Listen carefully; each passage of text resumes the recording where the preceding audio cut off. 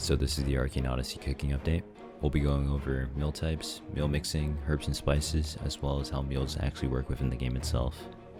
First, let's talk about meal types. Currently, there are 3 types of base meals you can make in AO. Fruit-based meals, mushroom-based, and fish-based meals, each giving their own unique effect. Mushroom-based meals give an energizing stat buff that increases your rate of regen for stamina. Fish-based meals actually give you a recovery stat buff that increases your character's HP regen.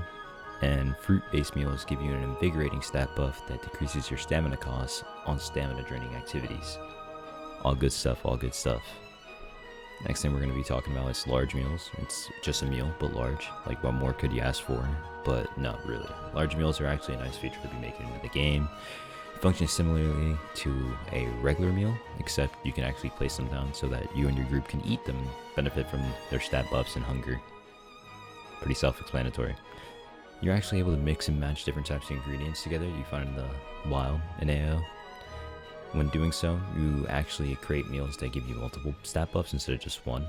So for example, using a fruit-based ingredient with a mushroom-based ingredient, you're able to gain the invigorating and energized stat buff.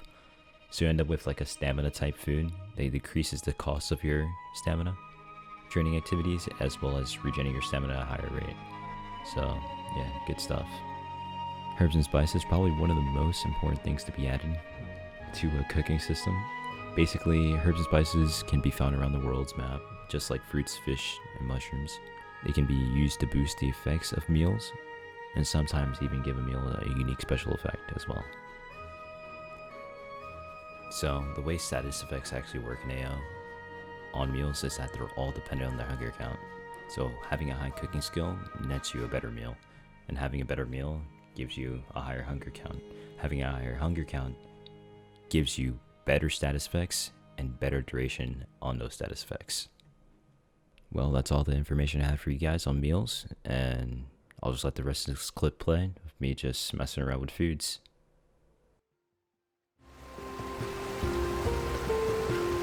There it is.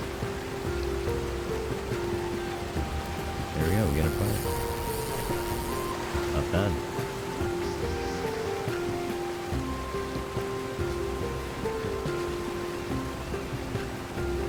So here I am. I'm gonna put in this sunfish here, this rock cod, an apple, and a herb, which right here says increases duration. And I cook these all together. Get this good seasoned seafood and fruit meal, which increases the duration of both my recovery and invigorating status effects. So now when I eat this, I should get the status effects above, and it should fill my hunger up. There we go. Invigorating one and recovery one. Now let's make a mushroom soup with let's do fruit, sky apples.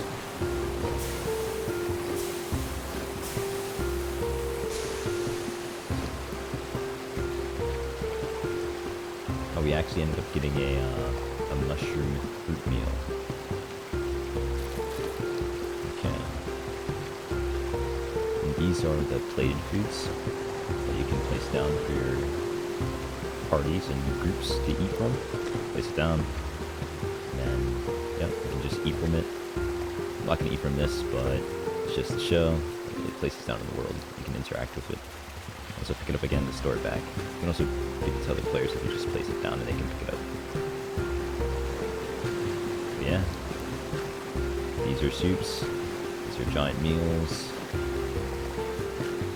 All pretty cool things. Also a giant meal.